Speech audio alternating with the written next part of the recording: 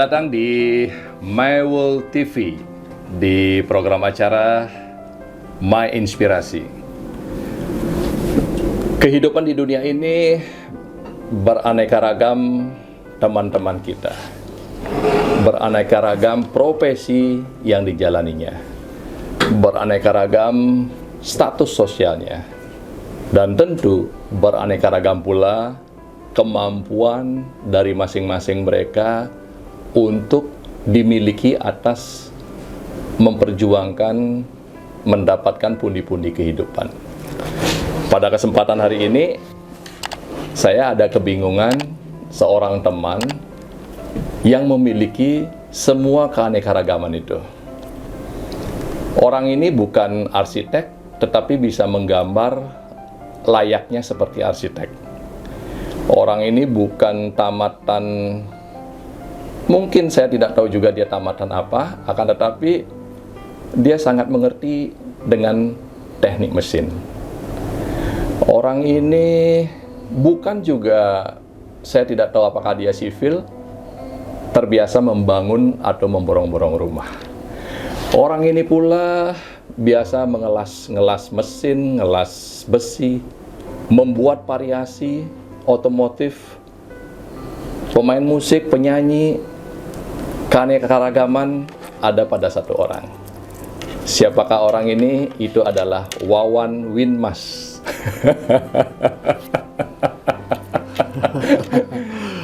Agak lebay sedikit. Lebay, Om. Itu pembukaan supaya latar belakang ini memang seperti itu, Om. Bahkan teman-teman, Bapak Ibu dimanapun berada, studio ini dibuat oleh Wawan Winmas. Dia bukan arsitek tetapi keluar 3G atas kehidupan seperti ini, dan memang seperti ini yang muncul dalam 3G tersebut.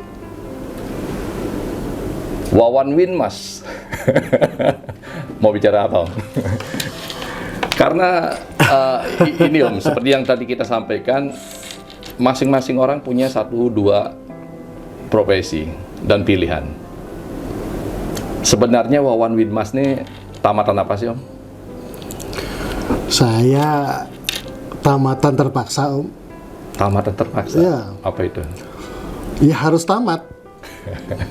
Terpaksa harus tamat. Kalau nggak tamat ya orang tua beban deh nanggung kita sekolah kan dari tingkat dasar sampai perguruan tinggi apa ya. Perguruan tinggi di mana tamat? Saya di swasta karena cari negeri 2 kali nggak lolos. Jurusan? Saya jurusan teknik. Teknik? Ya, tekniknya? Teknik elektro. Teknik elektro. Elektro jaringan, ya. Teknik elektro, lulusan di mana dulu, Om? Di Universitas Pendidikan Nasional. Ya. Kalau Om Wawan sendiri orang Singaraja, besar di apa? Di mana? Malang ya? Di Surabaya. Oh, Surabaya. Ya. Lahirnya di Surabaya. Surabaya. Ya. Kuliahnya di kuliah Denpasar. Denpasar. Tapi ke Malang juga karena kan dosen-dosen yang qualified yang mendukung, dosen pendukungnya kan ada di Malang. Di Unibrau. Berarti Om basicnya adalah teknik elektro. Waktu kuliah dulu itu sempat kerja? Saya kalau dibilang kerja ya mungkin dari kecil saya udah kerja.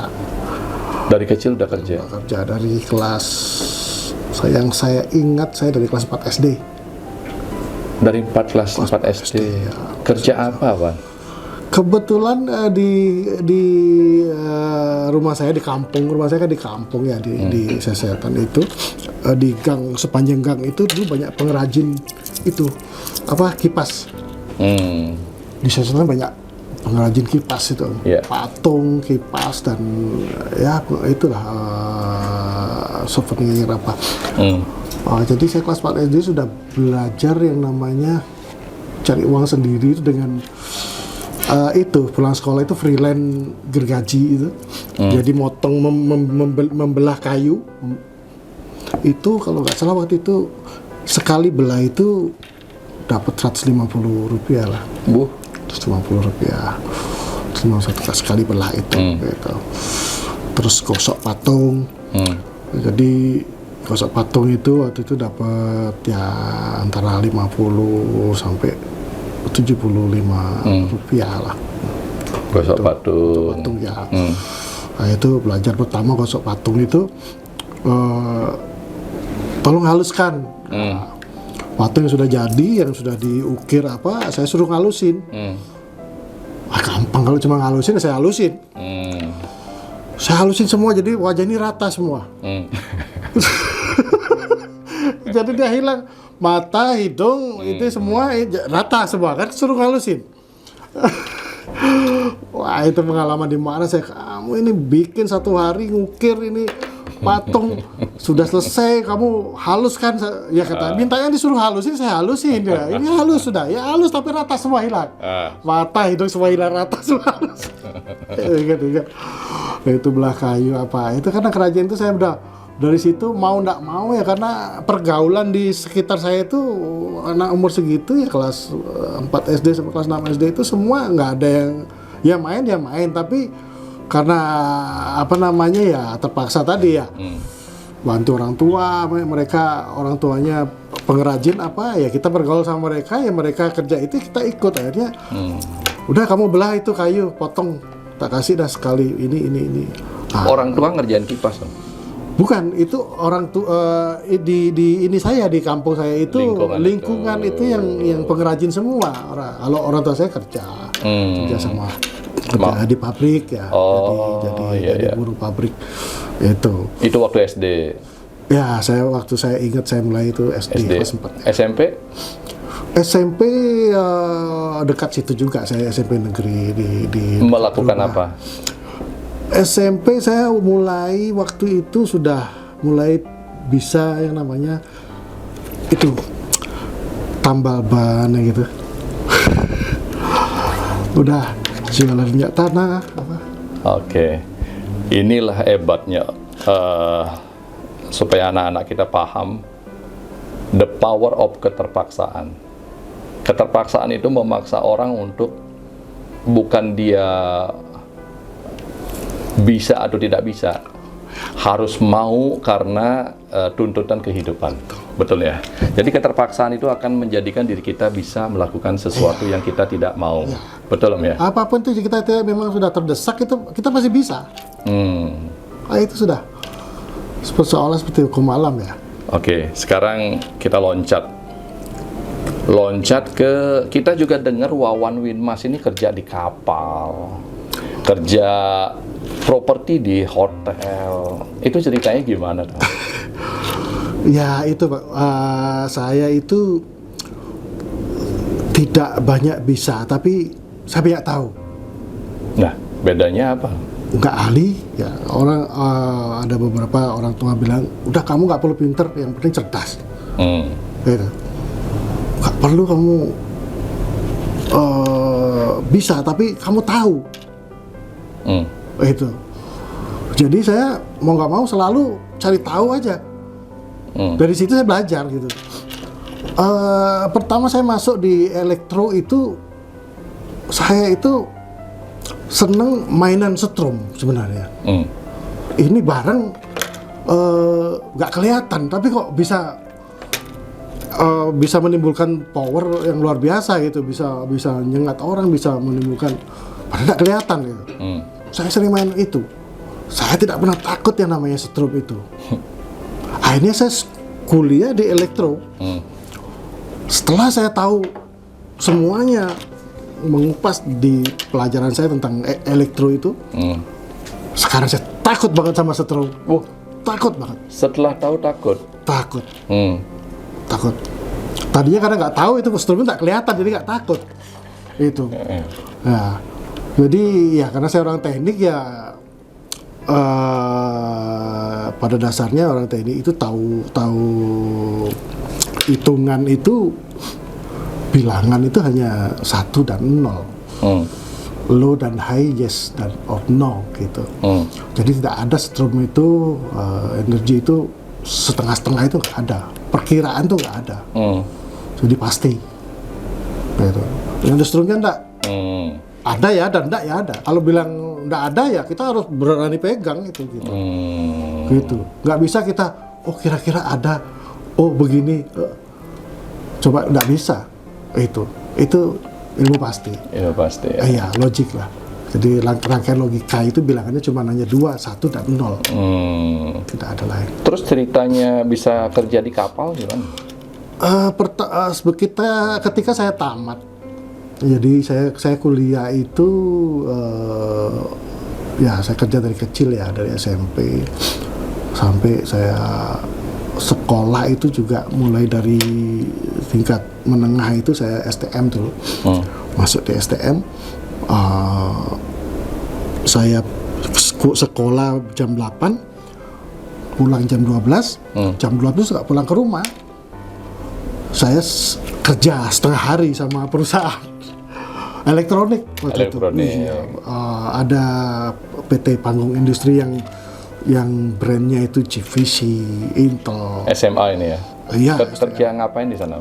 Betulin itu TV apa semua. Loh, memang bisa? Tapi basic di sekolah? Ya sebenarnya gini, saya SD itu, saya kan sudah mulai seneng sama listrik ya, elektronik harus lemah, harus kuat. Itu berapa peralatan di rumah itu yang hancur gara-gara saya TV tip apa? Bukan, ya itu saya orang nggak apa-apa saya bongkar, saya ingin tahu apa sih dalamnya. Bongkar yes, pasang no.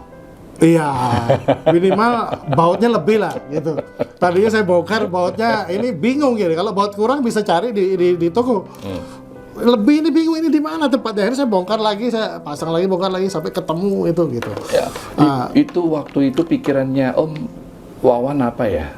Kenapa ini barang-barang bagus dibongkar? Nggak sayang atau bagaimana? Iya, perasaan sayang itu. Waktu itu. Waktu itu nggak ada perasaan itu, Om. Karena ada. kita nggak ikut beli kan, yang punya orang tua kan. Jadi pengen tahu aja gitu. Pengen tahu, ya. Berarti kekuatannya pengen tahu aja. Pengen tahu aja. Gitu. Sampai ini maaf ya, nakal saya dulu, Om. Setrum itu saya pakai main-main, saya pakai nyetrum saudara saya itu hampir mati sampai, Om. Berarti pengen tahu. Iya, seberapa sih kekuatannya ini gitu loh. Iya. Berarti segala sesuatu yang kemampuan yang Om miliki saat ini itu sifatnya awalnya pengen tahu. Pengen tahu aja. Setelah pengen tahu, melakukan eksekusi atas keinginan tersebut. Betul. TV benar dibongkar, Iya. radio benar dibongkar. Iya.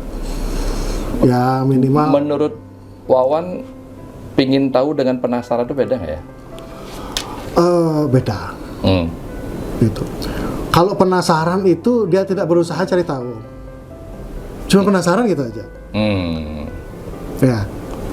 Tapi kalau memang ingin tahu, ya memang kita berusaha gimana caranya kita biar tahu. Itu pengen tahu. Kalau penasaran diam aja. Gimana? Kira begitu aja. Tapi kalau pengen tahu udah berusaha. Terus setelah tahu?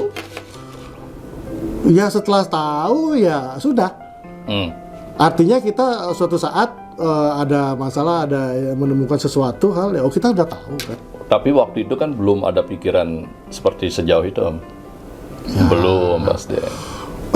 Hanya pingin tahu aja ya udah cukup. Pingin tahu cukup, ya. Pingin tahu. Berarti itu udah rasa menang, bangga pada waktu itu? Enggak. Udah terpuaskan lah? Enggak. Oh tidak juga? Enggak. Setelah tahunya?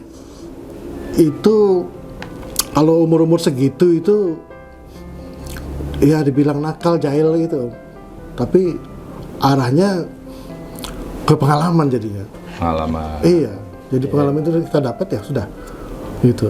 Memang ini baik, ya kita pakai. Kalau jelek ya udah. Jangan dipakai. Iya. Itu. Oke. Ini menarik nih, Wan. Karena hanya pingin tahu sehingga kita sadar nggak keinginan tahu itu Wawan Winmas ini punya kemampuan atas hal tersebut nantinya. Artinya bisa, kan tadi bahasanya tidak harus bisa tapi cukup tahu. Cukup tahu. Tapi akhirnya setelah tahu kan jadi bisa. Sadar nggak waktu itu? setelah tahu saya bisa memperbaiki ini, saya bisa ini, saya bisa itu. Beda. Kalau tahu itu dia ngerti cara kerjainnya. Tapi belum tentu kita bisa mengeksekusi langsung, kita ngerjain sesuatu yang kita tahu. Cuma kita tahu aja. Wan, ini kita kan sama-sama punya anak nih. Ya. Anak kita kan kadang-kadang malas, kadang-kadang rajin. Kalau menurut Om Wawan nih, anak-anak sekarang itu keinginan tahunya dia zaman sekarang dengan zamannya Om dulu sama apa enggak ya?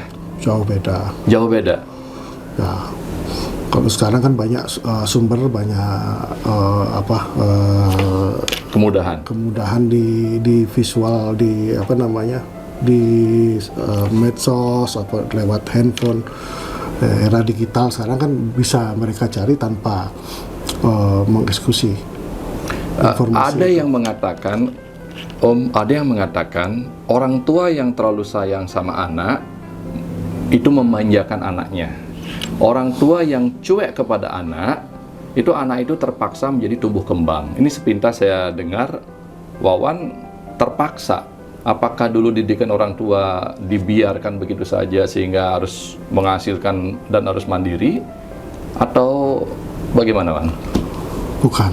Dulu ya mungkin dulu sama sekarang itu beda cara ya orang tua mendidik itu. Kayaknya kalau didikan orang tua saya pakai untuk mendidik anak saya sekarang kayaknya udah nggak mungkin. Oh, nggak cocok. Nggak mungkin, sudah beda. Caranya beda.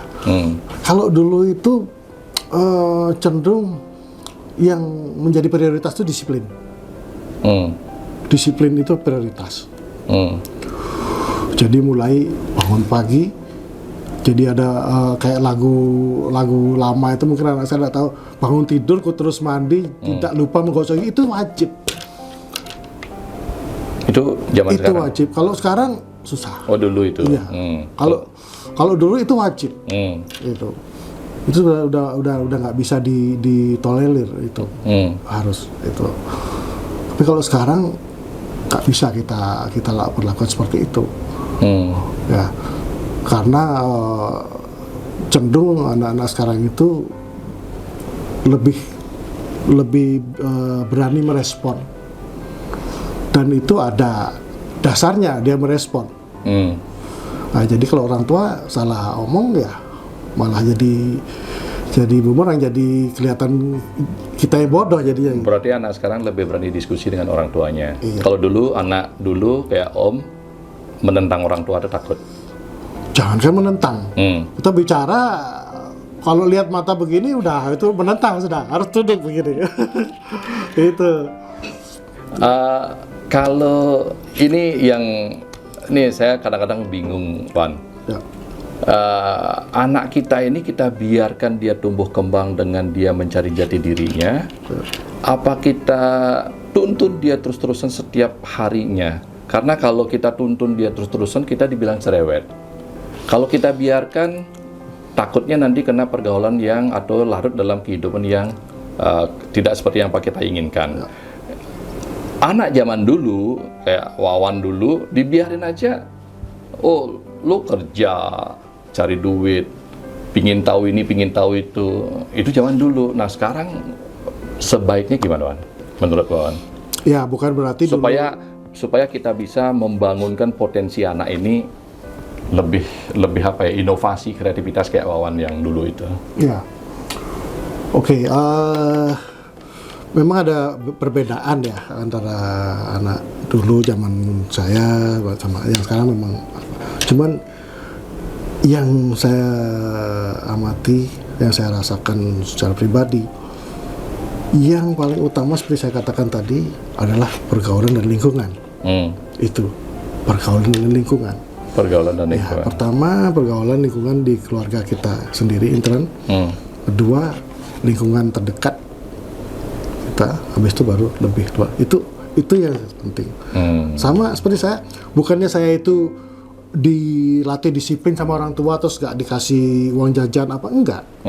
Kita dipenuhi kok semua. Kenapa saya harus kerja? Ya karena gimana, teman saya ajak main, dia asik, dia kerja, ya sudah saya ikut aja, duduk di sampingnya ikut aja, apalagi dapat duit kan. Ya. Kan itu yang membentuk itu lingkungan. Nggak bisa kita mau ngarahkan, nggak bisa. Kalau lingkungan kita mabuk-mabukan ya ikut mabuk. Bahaya. Nah itu. Makanya bagaimana kita caranya keluar dari lingkungan itu kalau kita memang tidak mau seperti itu. Gitu. Kita harus keluar, mau nggak mau. Itu.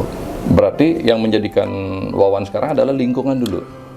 Ya, waktu kecil. Pasti, ya, lingkungan dah. Ya setelah sudah mulai besar ya udah mulai kan kita sekolah di lingkungan yang beda gitu kan, jadi mulai banyak teman jadi sesuatu yang berbeda ya kita ikut sebentar ke sini kan kita di situ kita baru bisa saya cocoknya di mana sih gitu, kan ketemu di situ gitu. Jadi karena saya dulu juga seneng apapun yang saya kerjain ya, jualan apapun itu ya. Orang tua saya itu disiplin sekali. Iya, kita bukannya orang berada ya. Ya saya lahir di tahun 71 itu ya dibilang era generasi X ya. Generasi X itu yang pertama kali tahu masih pernah tahu yang namanya TV hitam putih ya. Yang pertama kali tahu yang namanya penataran P4, yang masih hafal dengan Pancasila dasar 45 kan gitu. Jadi generasi saya itu ada di situ gitu loh. Ada di situ. Nah, jadi pergaulan lah yang menentukan itu. Oke, Wan. Ya. Dulu hanya sebatas sekedar tahu. Ya. Tentu sekarang beda. Sekarang mengerjakan sesuatu itu berharap mendapatkan yang namanya penghasilan ya. Berharap mendapatkan penghasilan. Kalau dulu kan sekedar tahu aja, sudah terpuaskan. Ya. Tetapi sekarang kita melakukan segala sesuatu karena kita adalah pejuang ekonomi keluarga, jadi berharap menghasilkan sesuatu. Betul. Wawan ini kan hanya tamatan teknik elektro. Betul. Akan tetapi bisa buat gambar 3G, bisa ngelas, bisa buat modifikasi, bisa elektro jangan ngomong lagi, bisa segala macam bisa. Punya nggak pengalaman yang saya mengerjakan ini, tetapi diputuskan untuk dikerjakan, tetapi belum tahu? Sepertinya belum pernah. Karena artinya apa? Belum pernah bilang nggak tahu. Padahal pasti bisa. Optimis. Ngomongnya tahu, tapi pernah mencoba nggak? Artinya, atau gini, Om Wawan pernah nggak punya pengalaman nyata? Saya mengerjakan kitchen set di hotel, ya. Yang notabene Wawan sendiri juga tidak paham, tetapi mengerjakan itu. Nah, bagaimana caranya menghadapi tantangan tersebut?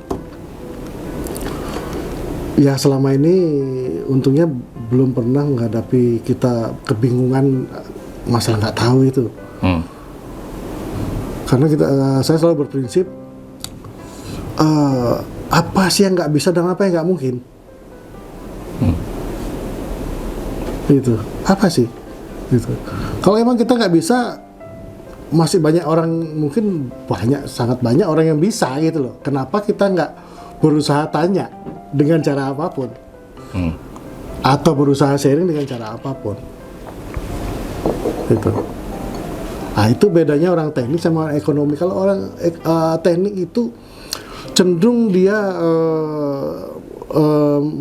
mendapatkan suatu kebanggaan secara pribadi, kepuasan terhadap apa yang menjadi karya kita, apa yang kita kerjakan, dan membuat orang senang dan membuat orang puas. Gitu. Jadi untuk istilahnya profit apa itu mungkin nomor sekian. Om tahu nggak? Om memiliki mental yang sangat berisiko. Kenapa begitu? Karena pada umumnya manusia itu mengerjakan segala sesuatu dalam titik nyamannya dia. Betul. Nyamannya dia berarti dia mengerjakan sesuatu itu dengan sebatas kebiasaan dia mengerjakan. Ya. Akan tetapi Om mengerjakan sesuatu yang tidak biasa, tetapi mencari tahu. Dan amin sampai saat ini tidak ada sesuatu yang tidak kita tahu kalau kita cari tahu. Punya rasa takut nggak atas risiko itu? Kalau takut sih enggak. Kalau ragu ada. Ragu ada. Takut enggak. Karena saya berprinsip bahwa kalau orang sudah menyerahkan kepercayaan sama kita, ya timbal baliknya kita berusaha gimana yang membuat yang terbaik, kan gitu. Jadi kenapa harus takut? Tapi kalau ragu ada.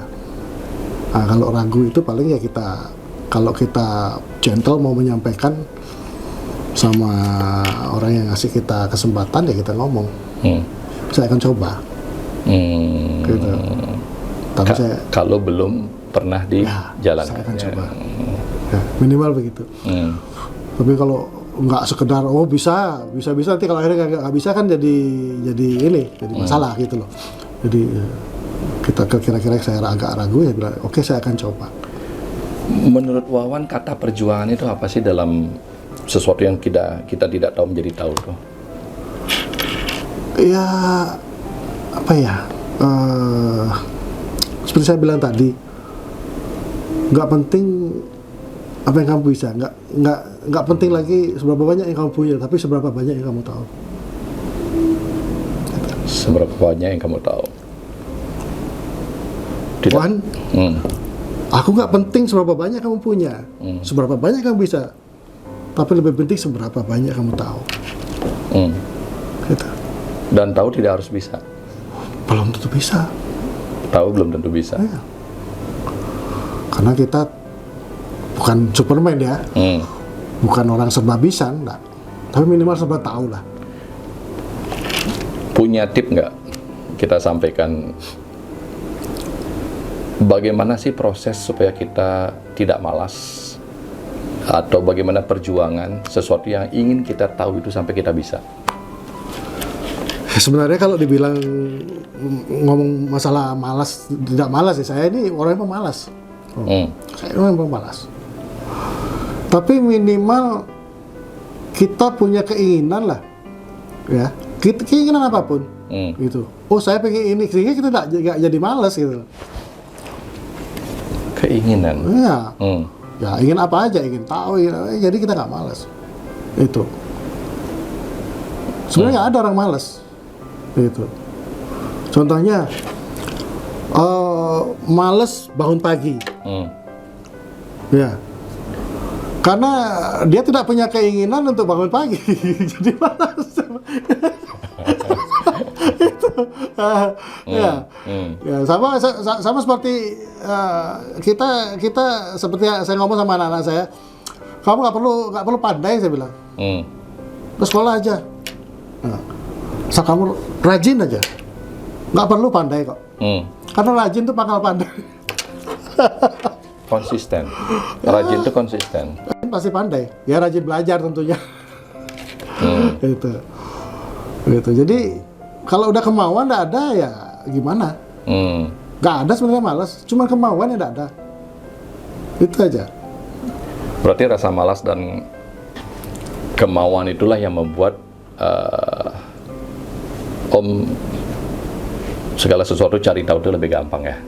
Ya. Saya kadang cari tahu juga itu tidak serta-merta langsung berusaha bertanya gitu. Ini gimana sih? Enggak. Saya nggak gitu.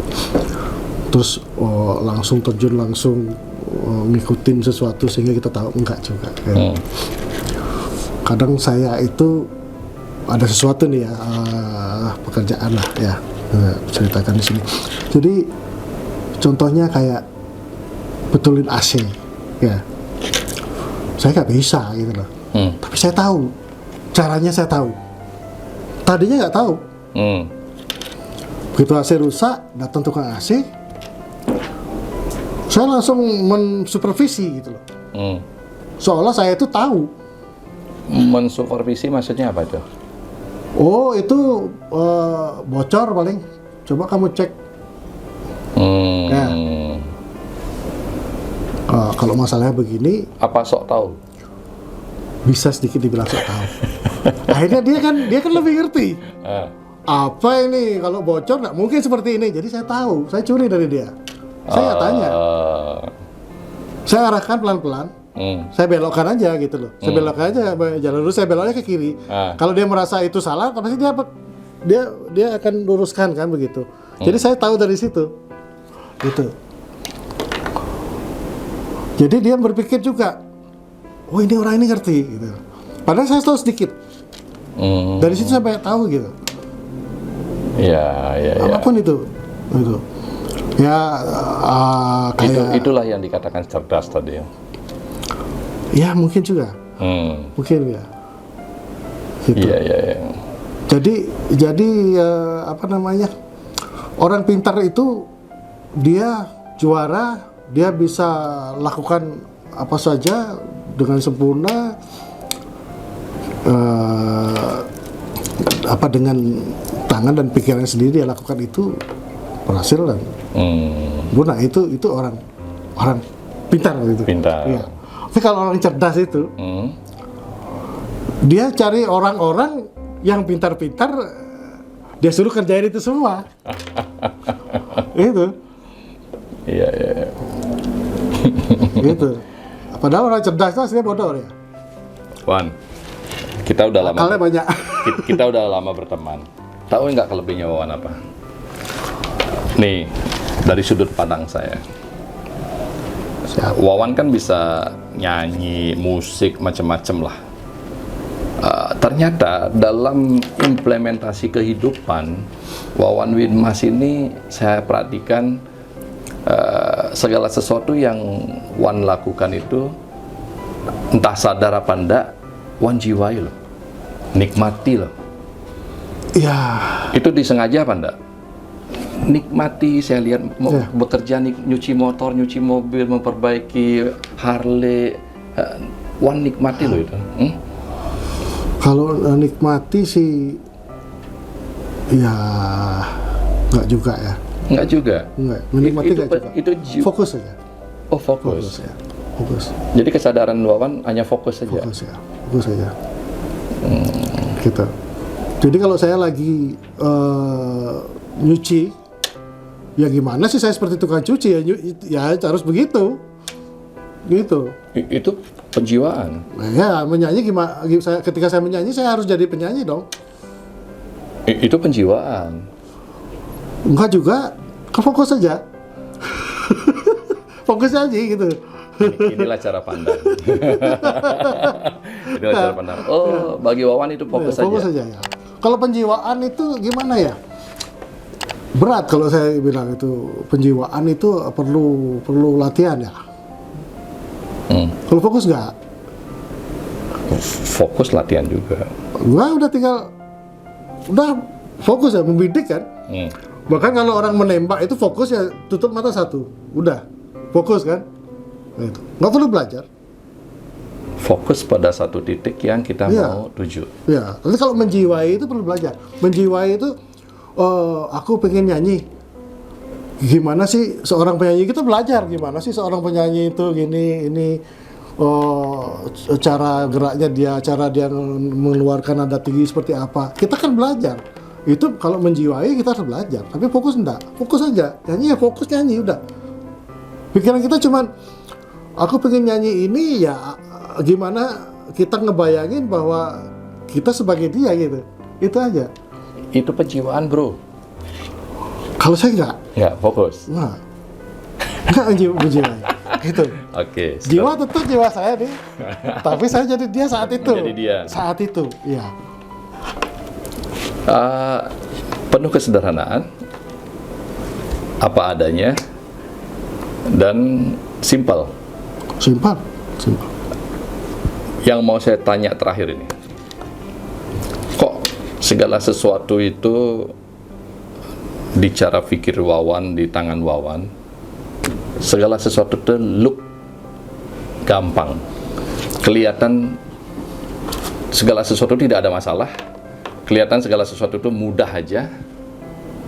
Ada tip nggak kenapa bisa begitu? Ya, dibilang kita nyepelekan Kak ya. Saya nggak pernah nyepelekan apapun itu. Gitu. Tapi kita selalu berpikir bagaimana caranya membuat sesuatu itu menjadi mudah. Berpikir. Sedikit berpikir bagaimana sih caranya membuat sesuatu itu menjadi mudah. Sesimpel mungkin, seefisien mungkin, itu aja. Ya, itu. Karena kalau pikir simpel itu kan tidak ada beban. Gitu. Nggak ada beban. Gitu. Makanya saya datar aja. Ini kayak sudah ngomong sih seperti narasi seperti orang sukses aja ngomong di podcast begitu ya. Padahal benar sukses. Saya tidak, karena saya nggak pernah gagal. Orang sukses itu kan orang yang pernah gagal. Saya nggak pernah gagal. Makanya saya nggak pernah sukses. Orang sukses adalah orang yang pernah gagal. Pernah gagal. Ya dong. Pasti. Iya. Pasti. Orang sukses adalah orang yang pernah gagal. Pernah gagal ya. Ini definisi baru nih. Logik ya. Iya, logik. Saya orang teknik selalu bicara logik, gitu. Gimana selalu kita terlihat benar kalau kita tidak pernah salah ya? Nggak bisa. Berarti harus salah. Iya, kalau kita mau tahu diri kita benar, kita harus tahu salahnya dong. Gitu. Berarti salah itu penting. Bukan penting.